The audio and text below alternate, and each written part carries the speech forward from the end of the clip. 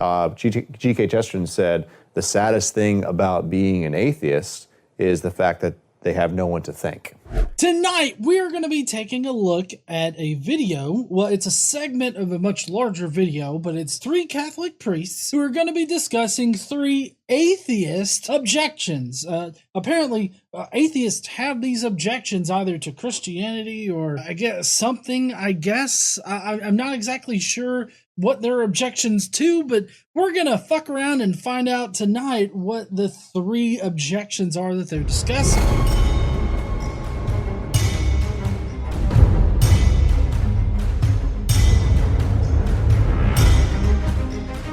What's up, heathens? How y'all doing? All right, let's get to this shit, shall we? What we're gonna do, we're gonna kind of rapid fire this as much as possible, is some of the main objections that atheism brings up, which I think we need to take seriously, and what is our response to that as Catholics. So one of the first ones we'll start with is atheism. Richard Dawkins is a great proponent of this.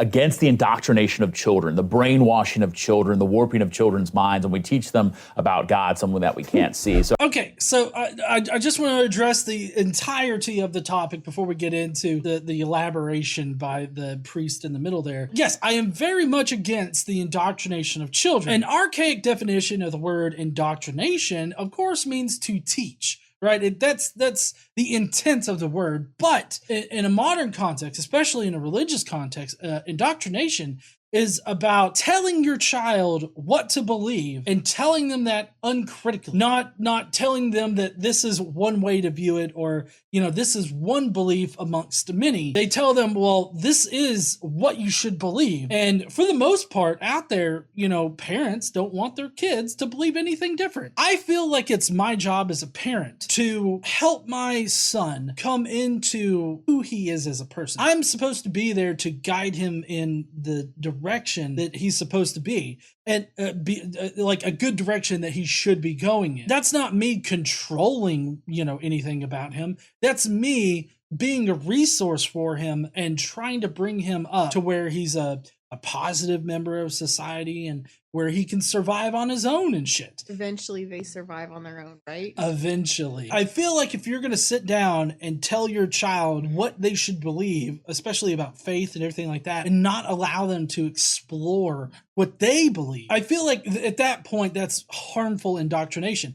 Now, I don't see every religious family out there as being indoctrinating to their children. I feel like there are definitely some ways to parent as a religious person and not indoctrinate your child. But when we're specifically talking about childhood indoctrination, we're talking about forcing of a belief onto your child and not allowing them the leeway to explore whether or not they really believe that, to not give them like competing ideas or anything like that. This is a lot different than teaching your child like scientific facts. For one thing, scientific facts are supported by evidence.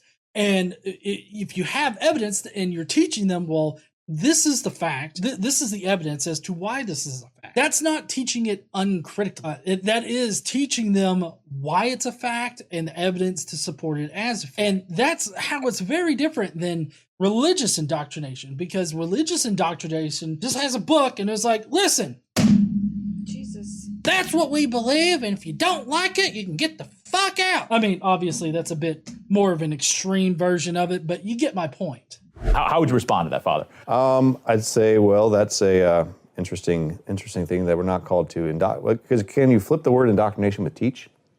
So like, teaching children is extremely important. Like I teach my children to eat their vegetable. I don't, obviously not. Maybe you do because you're married. I do. You tell your kids that like I have to teach them like what's healthy, because like if a child's going to eat ice cream all day, they're not going to eat their vegetables. And so like teaching a child is important. And so like especially teaching them truth as well as helping them to separate fantasy from reality. That part right there got me, because he's like, and you're trying to help them separate fantasy from reality. I'm totally sorry, priest. You believe that a magical bearded man in the sky, which I get it. That's not what like modern Christians maybe see God as, but last time I checked, we have a plethora of fucking images for hundreds, if not thousands of years of bearded white dudes in the sky looking down and judging us all the time. So if we have this preconception that it's a bearded white dude in a toga up there, that's your fault, okay? Let's just get that out there right now. But anyways, you're saying that you help children separate fantasy from reality, but you believe a bearded white dude in the sky flooded the entire earth and then created rainbows to promise that he wouldn't do it again? And you're wanting to separate fantasy from reality. You can't just swap the words around. Teaching somebody that it's good to eat vegetables and that it's healthy for you to eat vegetables is different than telling them what to think. Teaching them the benefits of a good diet is different than telling them that God doesn't want you to touch your dick. Well, and the benefits of a healthy diet are backed by science. I mean, we have evidence of that. We have evidence to support all of the scientific shit that he talked about there, like the mathematics, the diet shit, everything else. We have evidence to support why those are good reasons or good things to do or good things to know. We don't have evidence for God and his like bearded self up there in the sky. Now, Dawkins' presupposition is that God is a fantasy. Right. Okay, but that's a presupposition. He presupposes that to be true. And from the perspective of a theist who believes in that God is one and God is there. Now, he uses Dawkins, obviously. I'm not going to use Dawkins. Just atheists in general, we don't presuppose that God isn't there. There's no evidence, no good evidence to support the conclusion that he is there. So why should we accept that he's there when there's no evidence to suggest that he is? It would be a lot like me saying the exact same thing that you did about the big dick T-Rex walking around Palestine in the first century. It's like, well, you just have a presupposition there wasn't some big magnum ass T-Rex in Palestine going around offending people with his giant schlong. Like, you just have a presupposition against that, you fucking bigot. I mean, it's the exact same thing. Like, you don't believe in the big T-Rex in Palestine, I don't believe in your God. I feel like it's a fair trade-off. It's not a presupposition, it's just a lack of evidence. Also that, like, you also want to teach your children morality from an early age, and I also want to teach my children to be selfless from an early age. And that's why, like, I'm not going to wait until my child is 13 or 14 where supposedly they have cognition, right? So you could teach a child morality without religion. You don't need that. Like, I get that your morality is deeply tied with your religion and some kind of loose capacity, because let's be honest, if it really was tied with your religion, you'd be out there stoning people in the streets for either being part of the LGBTQ community or because one dude fucks his neighbor. Your morality is not exactly tied to your religion. Your morality is tied to what your religious leaders have told you it should be tied to, which is not the same thing as what's in the Bible. But I digress. You don't have to be religious in order to teach morals to your children. Of course, many apologists out there, I don't know if these guys would find themselves in this camp, they would say that atheists steal from God in order to have morality. Like, they use God's morality and they don't give God credit. And so that doubly makes us shitty fucking people. The fact is that morality, like what we see as our common moral foundation in any given society, has been molded by that society. Society is what lays down these social norms that eventually become a moral foundation. So you're basically taking something that's been, societally generated and saying, oh, no, fucking God. Because I got a book that contains some of the same shit in here. There's no way that the societies that where this Bible was written in could have potentially had some of these very common and basic moral foundations that we find now. No, it had to be God. Supposedly. Right. By the time you teach high schoolers. I've got a 13-year-old. yeah, so I'm just like, no, you're going to teach, because that's also the whole basis of Judeo-Christianity is that Abraham was called to teach his sons. The passage of faith happens to children. That's what God commands, actually, is that a child is taught. Because I can also tell you this, children know nothing. That is an excellent point there, priest. Children know nothing. You have to force it on them. Like religion, that is. To the children know nothing point, do you know what the age of reason is in the Catholic Church? What they consider the age of reason. Oh, wasn't this like divulged in like a court case or something? I mean, it's part of the Catholic doctrine. 7. Oh, 7? 7. Do you know any 7-year-olds who are fucking reasonable? Because I've never met one. Yeah, Except for me, of course. I was totally. You're the exception. You're the special case, huh, honey? I remember a court case with a priest in it, and he had no recollection as to what the age of reason was or something like that. I can't remember. It was like a deposition of him, and he didn't know if a child could consent to sex or not. Archbishop, you knew it was a crime for an adult to engage in sex with a kid. I'm not sure whether I knew it was a crime or not. I understand today it's a crime. When did you first discern that it was a crime for an adult to engage in sex with a kid? I don't remember. When did you first discern that it was a crime for a priest to engage in sex with a kid who he had under his control? I don't remember that either. Do you have any doubt in your mind that you knew that in the 70s? I don't remember if I did or didn't. And it's really fucking weird. Anyways, I do agree with this priest that children know nothing, and so you have to impart this information onto the children. While the same could be said for anything that you teach a child, you're teaching children facts. You're informing them about reality. Religion doesn't have any supporting evidence to suggest that any one religion is correct. And if you're teaching your child about God and you're teaching it uncritically, as if to say, you know, this is how the world is, and you don't have any supporting evidence other than, you know, your book, then you're teaching it uncritically. Like, that's why they have to be taught by their parents. It's also why when parents neglect the instruction of their children, it's actually a evil. It's not a good thing to ignore children and to ignore their instruction. And we know this we know this is true in math. We know this is true in science. We know this is true in the humanities and English and language studies. And there's a presupposition, I'd say, on the part of Dawkins, obviously, is that you don't teach them about fantasy. Well, it depends. If you want to teach your child about fantasy as it's fantasy, as in not real, then that's perfectly fine, because you're not trying to shape their moral foundations, or you're not trying to shape their view of the world, a view of reality. You're telling them, hey, this is fantasy. And I'm not saying that religion is fantasy, but it's definitely not a correct view of reality. So I feel like if you're teaching it uncritically, that's still childhood indoctrination, and I feel like that can definitely be considered harmful. If what you're teaching your child does not match up with reality, then that can ultimately do a lot of harm to your child. It may not be immediate, but eventually those kinds of worldviews can end up hurting your child in one way or another. And Dawkins actually wrote a book for children as well recently about how to indoctrinate children into a materialistic worldview. So it is interesting. So the child's going to be indoctrinated one way or the other, or taught one way or the other. So I do think it's a false argument. It seems weird to me to talk about, teaching your children about the material world and how, that's really all we have evidence for. How is that indoctrinating your child into materialism? You're not saying, oh, the supernatural doesn't exist. It said, hey, listen, the material world is all that we have evidence for. That doesn't mean that the supernatural doesn't exist, but we just simply don't have evidence for it, so the material world is all that we know. And the material world is all that science can describe. If anything seems supernatural, but we can end up describing it in reality, then it's part of the natural world and is no longer supernatural. This is not indoctrination. This is just teaching children basic shit. But all right, I got another one.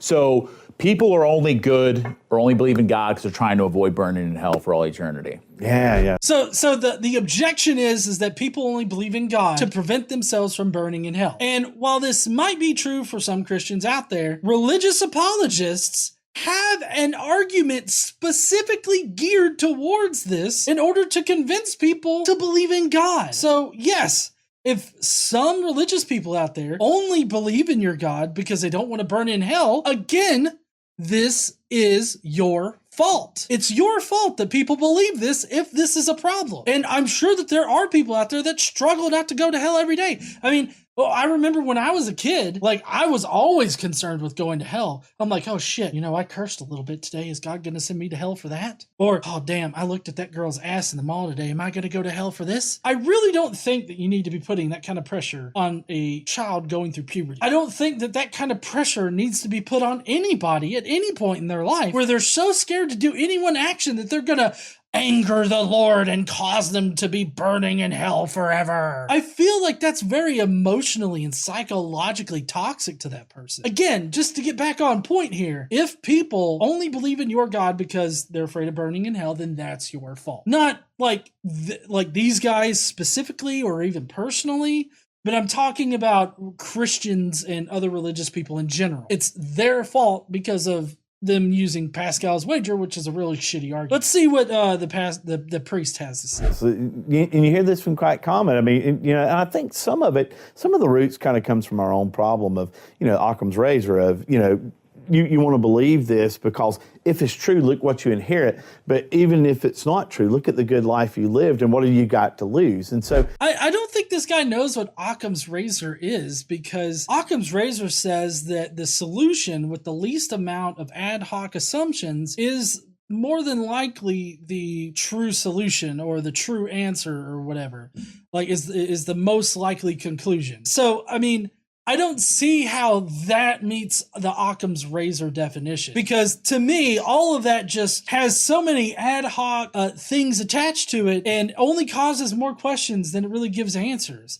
So I don't understand how how Occam's razor could be applied in this situation. But let's see how he answers it. That kind of plays into some of it, but also the fear of what happens next. I mean, I think everyone has a issue with what comes next after death, how I live my life, and then also areas of justice. If someone lives a bad life, what's going to happen at the end of time? I mean, there's no ultimate justice to it. So, I've got a lot to say about this. There's no ultimate justice in Christianity whatsoever. I've actually got a video of this on our second channel, the Godless Engineer Shorts. There's no ultimate justice in Christianity. He talks about how, well, if there's a bad person, what happens to them after this life? Are they ever going to be served justice or whatever? The only time that we are available to serve justice to somebody that's done something bad, to make them pay, for whatever bad shit that they did, is right now during our life. Like, there's no justice afterwards, and that's because of how Christianity's set up. Now, considering that these are Catholics, you could be Catholic and you could still go to hell. Like, just because you believe in Jesus does not mean that you're getting into heaven under Catholic theology, if I'm not mistaken, right? I guess in Catholicism, actually, there might be a sense of justice if you've been bad. If you're a Catholic, like one of the 5,000 or however many Catholic priests out there that have diddled little kids, they will most definitely be going to hell afterwards. Maybe. I don't know. If you repent for your sins, you truly repent, you don't do it again, I guess they could get into heaven. I mean, I'm not really sure how that works out. I'm not God. My point is that in Protestantism and in Catholicism, there are definitely ways to get around going to hell or going to heaven. So I don't want to hear this shit about ultimate justice. The only time that we can serve justice is in the here and now, making them pay for whatever wrongs that they have done now. Don't wait for death, because at that point it's too late. I think there's lots of issues that go into it, but the real question is I'm just trying to avoid burning in hell, so I'm going to believe in this. I got my fire insurance, if you will. And so believing in God is a way of, it's the opiate of the masses. I mean, it's the way of really curing, putting salve over that fear, that constant struggle of, when I die, what actually happens? And so, I mean, in some ways you can ask, which is worse, that there would be a hell and a heaven afterwards, or that there would be nothing? Personally, I hope that there's nothing. Here's your two possible outcomes in a Christian view of the afterlife. On the one hand, you can go to heaven, which sounds great initially because of what we've been taught throughout our lives. Heaven's great. It's a paradise. Titty bars everywhere. But in reality, heaven is just, you get brainwashed and you just pretty much suck God dick the entire time. And you're up there praising God, worshiping him just all day, every day, day in, day out, whatever the fuck. Or you can go to hell and you get thrown into a lake of fire, maggots feed off of your flesh, fire retardant maggots, obviously. And, there's a gnashing and gnawing of teeth and I don't know, there's probably a pineapple involved there. I'm not sure. But you get my point. Both of those places do not sound ideal, right? None of that sounds good. And honestly, I think that the human psyche, as we exist right now, definitely has a limitation on how long you can really last just living forever. I think at some point you would just go fucking nuts, right? I feel like at some point you would. There would be no form of justice at the end of time, that there would be no form of reconciliation at the end of time, but that it would just be an end. So someone could live any kind of life they wanted to, and there's nothing at the end of it that really reconciles those things. Well, see, I'm perfectly fine with there being nothing after this life because the real effect that you have is in the here and now. What you do now affects other people. And in that way, we can live on past our mortal lives on this earth. If you just think about it, how many people are still affected by Alan Turing? Everybody. Whether they know it or not. Alan Turing left such a large mark on history that it's just, he will never be forgotten. He's as close to as eternal as you could be. Now, not eternally living, but his name will be remembered for as long as humanity's around, I'm sure. So it's so fucking, weird to me that he has this idea that you could do anything in your life and then, there's nothing after that. So what's the point? Like anything, what's the point? And yes, you can do anything with your life. And if you choose to do bad shit with your life, then hopefully you're punished rightfully for it. But if you do good things, then you could possibly be remembered after. Of course, the bad people are also remembered afterwards, like John Wayne Gacy and several serial killers that are still popping around in our heads today. The point is, though, is that the only way that we can really have any kind of hope for an afterlife is by affecting people in this life. And hopefully people choose to affect other people in good ways so that they're good memories that are passed on. Of course, Catholic priests went a different way. And so the issue of not wanting to burn in hell also comes from this idea of I'm worried about who, my family members. I'm worried about the people around me and this compassion that we have towards other people. And that's a very good thing. And so in some ways, it kind of works the other way as well. It works, as if I'm not living a perfect life, I'm not going to hell because there's nothing at the end of time anyway. And so it just becomes a complex issue when it's really a very simple, a very simple issue as far as whether it exists or not.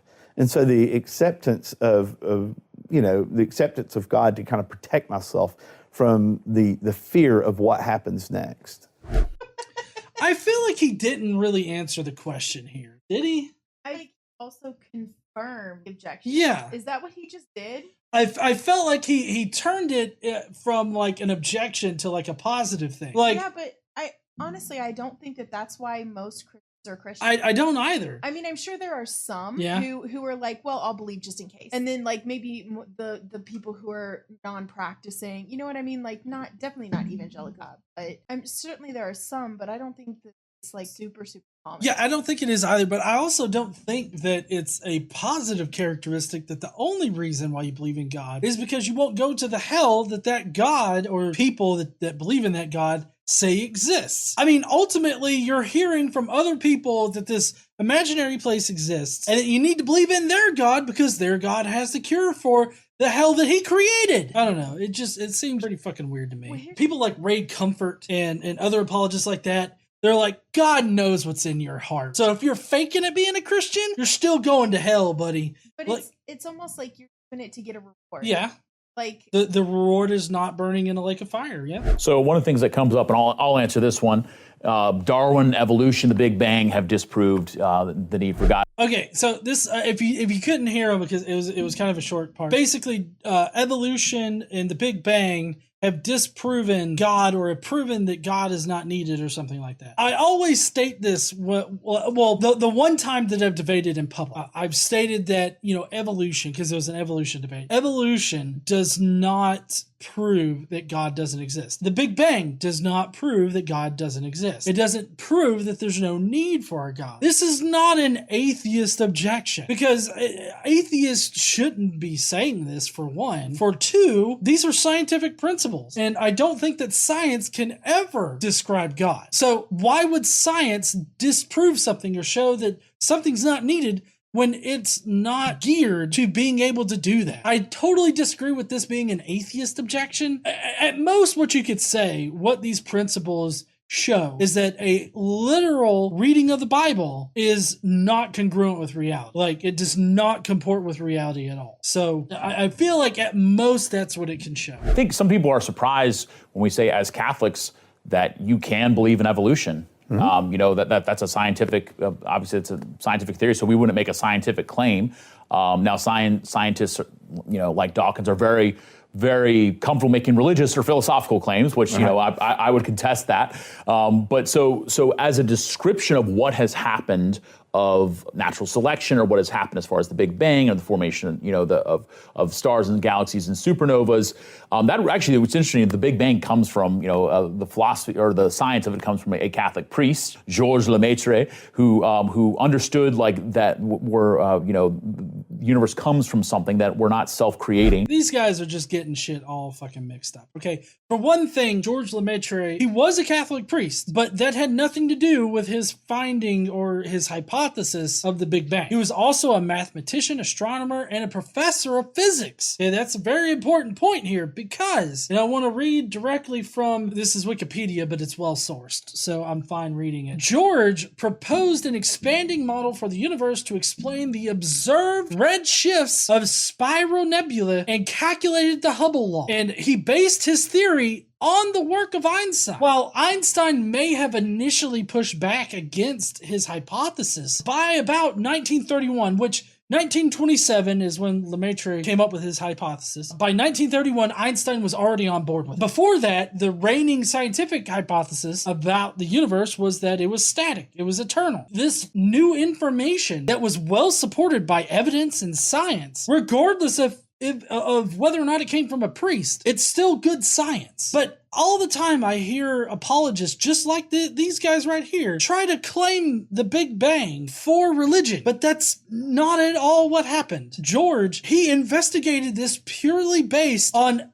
observable evidence, and he came up with a plausible hypothesis to explain this evidence. That's science. That's not to say that science has disproven God, or has proven God's not needed, or has proven that God was needed for the Big Bang.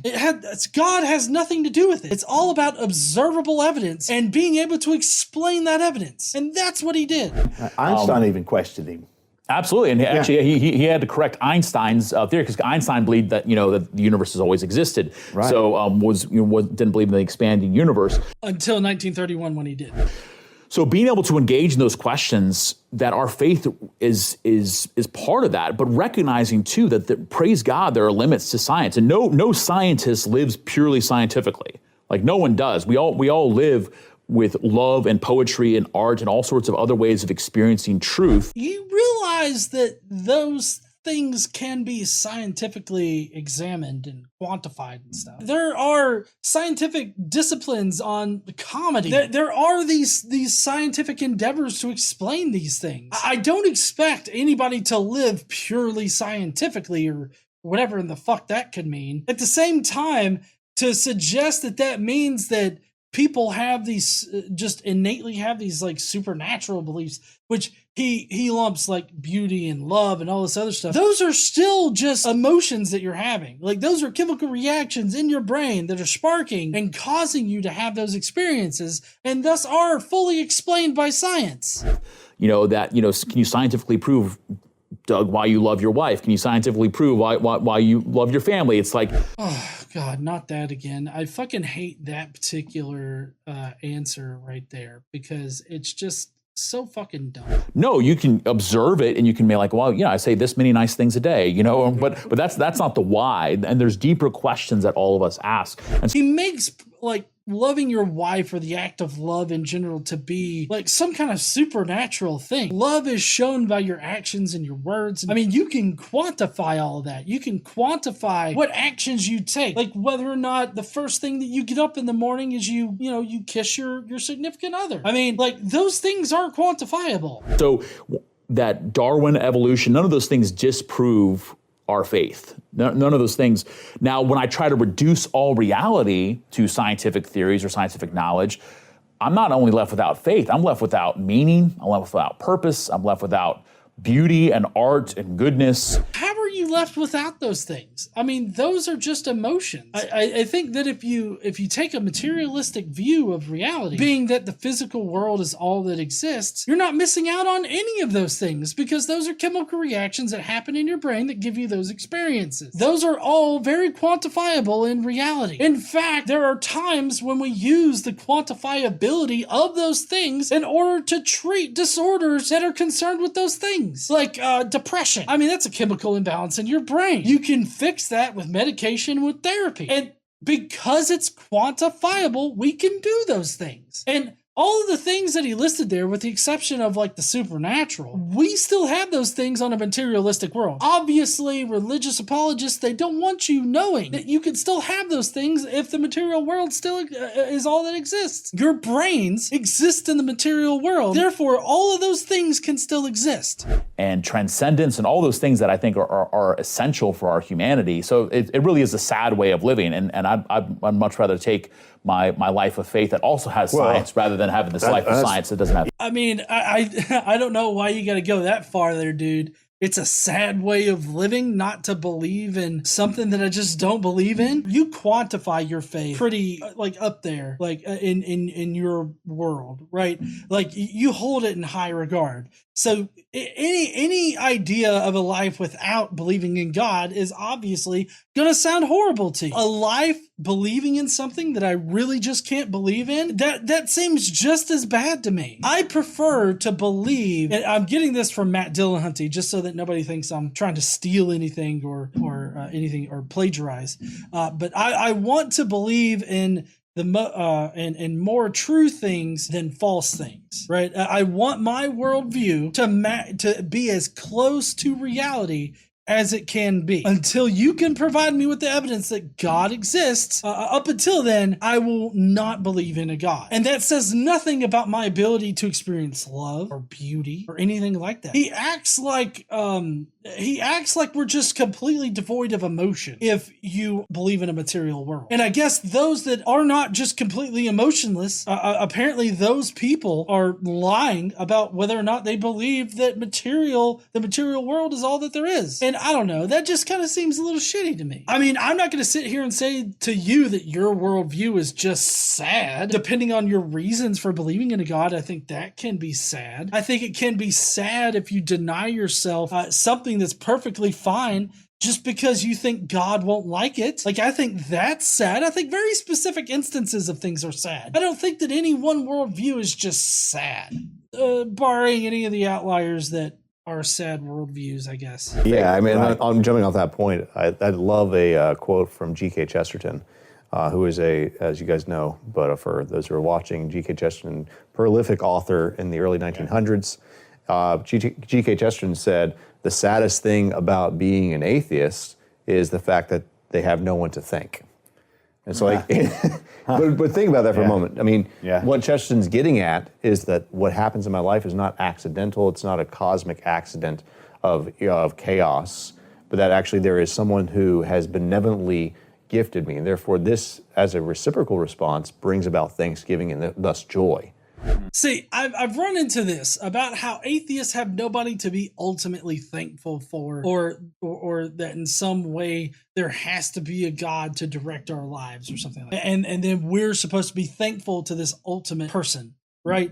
And I just don't see the evidence that suggests this. I can be thankful for things, and I don't have to be thankful to an ultimate source of goodness or whatever in the fuck. If you define thankful just means pleased and relieved, all right? if you're pleased and relieved about some situation, you can be thankful for that situation. And you don't have to be thankful for any one person. You can just be thankful in general. I do think that things happen by happenstance. I do think that in this, chaos that's out there, things just happen. If you think that things don't just happen, then that means there's somebody out there directing this shit show. And if you think there's somebody directing this shit show, then obviously you think that, Catholic priests diddling little kids was something God wanted to happen. Or starving children in Africa is something that God made happen. Or, somebody that gets into a wreck who was drunk driving, they're the only ones that survive and they kill a whole van of children. That is something that God wanted to happen for one way or another, and it's got to be good because it's God. Honestly, that right there is kind of a sad worldview. To think that God's directing all this shit, he's causing this bad shit to happen, and then we're just supposed to get on our knees and suck Jesus dick or suck God dick, whichever one you want to think.